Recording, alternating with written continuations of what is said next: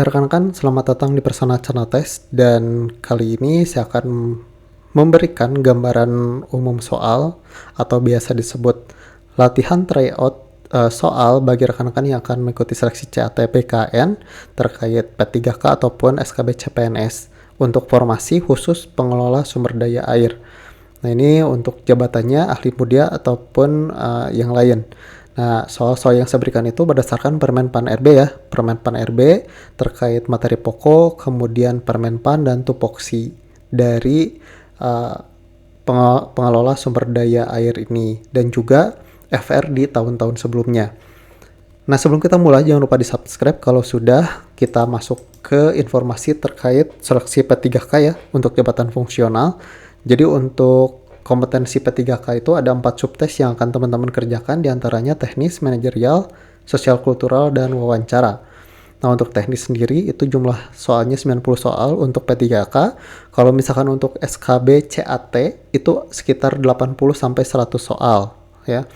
Kemudian selain teknis untuk CPNS ataupun SKB CPNS itu bukan hanya CAT, itu ada tambahan lain seperti psikotes, kemudian wawancara, ataupun tes-tes lain ya yang mendukung. Kemudian untuk P3K fokus lagi, itu ada manajerial 25 soal, sosial kultural 20 soal, dan wawancara 10 soal. Untuk tryout atau latihannya, teman-teman bisa cek linknya di deskripsi. Saya tidak gabungkan dengan video ini, karena di video ini kita akan fokus di teknisnya saja. Karena akan panjang ya kalau misalkan digabung terkait manajerial, sosial kultural, dan wawancara ini. Terus sedikit informasi terkait P3K ataupun SKB. Jadi SKB itu bukan hanya CAT-BKN tapi ada tes-tes lain ya. Kemudian untuk pengelolaan sumber daya air, materi umumnya ya, poin-poinnya saya drop di tanpasogok.blogspot.com. Dan juga untuk materi fungsional pengelola sumber daya air, permennya itu sama ya, baik madya ataupun muda. Jadi materi pokoknya yang di-share oleh Permen-PAN RB itu sama ya. Nah, di sini saya sudah buatkan materinya terkait jabatan fungsional pengelola sumber daya air. Nah, di sini materi kompetensi umum. Nah, di sini saya sudah buatkan per materi ya. Yang pertama terkait kebijakan atau peraturan perundang-undangan terkait pengelolaan sumber daya air. Nah, di sini ada pengertian pengelolaan sumber daya air, kemudian kebijakan nasional, ya. Kemudian ada perubahan iklim, konflik penggunaan, keterbatasan anggaran, dan di sini kesimpulan tentang pengelolaan air. Nah, di sini saya juga sudah buatkan referensinya ya. Ini saya pakai referensi ini. Nah, ini saya sudah tuliskan juga. Jadi teman-teman bisa langsung cek untuk fullnya, karena yang saya bikin itu materi-materi pokoknya saja. Kalau misalnya ingin full, ini saya sudahkan referensinya per materi ya teman-teman, per materi ini tentang kebijakan. Kemudian yang kedua teori-teori pada bidang keilmuan yang terkait pengelolaan dan penggunaan infrastruktur ya, saya sudah buatkan juga. Kemudian ada FR di tahun sebelumnya tuh banyak soal-soal terkait kata-kata yang asing ya. Nah, di sini saya sudah buatkan juga terkait kata-kata asing yang nanti akan muncul pada saat tes sesuai dengan FR di tahun kemarin yang saya dapat info. Nah, di sini terkait water quality, aquifer, kemudian water set, ini saya sudah buatkan juga ya rangkumannya, jadi teman-teman bisa pelajari. Nah, teman-teman bisa dapatkan materi ini di sini ya, di Tokopedia. Linknya saya sudah drop di deskripsi. Dan harganya juga murah, sangat terjangkau ya buat teman-teman pelajari. Kemudian kita masuk ke soal P3K kompetensi teknis pengelola sumber daya air sebagai informasi. Untuk pengelola sumber daya air itu materinya bukan materi kuliah ya teman-teman, tapi materi sesuai dengan tupoksi, Permen-PAN RB, dan juga materi pokok untuk SKB yang di-share oleh Permen-PAN. Seperti itu ya teman-teman, digaris bawahi. Jadi bukan soal-soal pada saat teman-teman kuliah ya, itu berbeda. Ini soalnya yang tadi saya sebutkan. Nah, contohnya di sini teman-teman. Oh ya, informasi saya akan berikan waktu 30 detik untuk pengerjaan, dan nanti setelah 30 detik akan muncul pembahasan.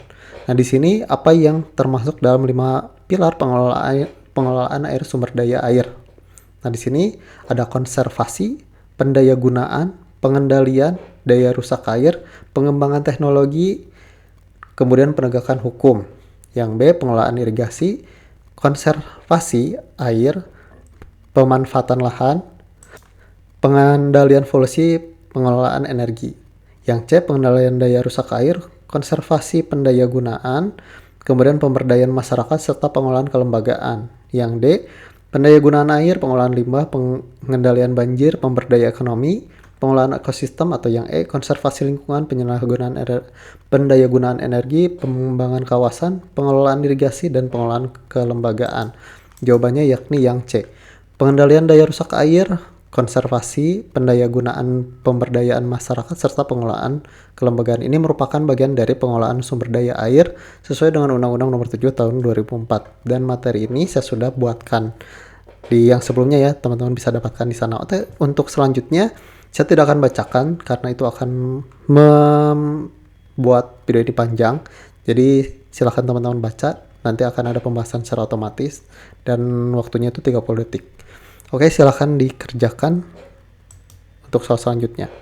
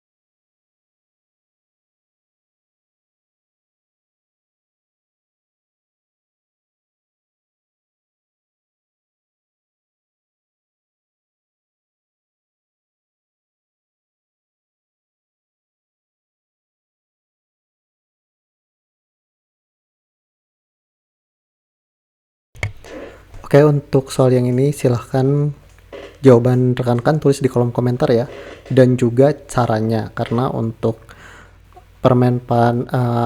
maaf, untuk SKB CAT ini untuk pengelola sumber daya air itu ada hitungannya ya, seperti ini. Oke, mungkin untuk soal lengkapnya teman-teman bisa dapatkan di Tokopedia ya, linknya ada di deskripsi. Silahkan jika teman-teman perlu, sudah termasuk materi dan juga lanjutan dari soal tryout ini. Oke, sekian dari saya. Untuk soal lain terkait formasi, silahkan akses linknya di sini. Dan jangan lupa juga kunjungi blog kami di tes psikotes tanpa sogok.blogspot.com. Oke, sekian dari saya. Wassalamualaikum warahmatullahi wabarakatuh.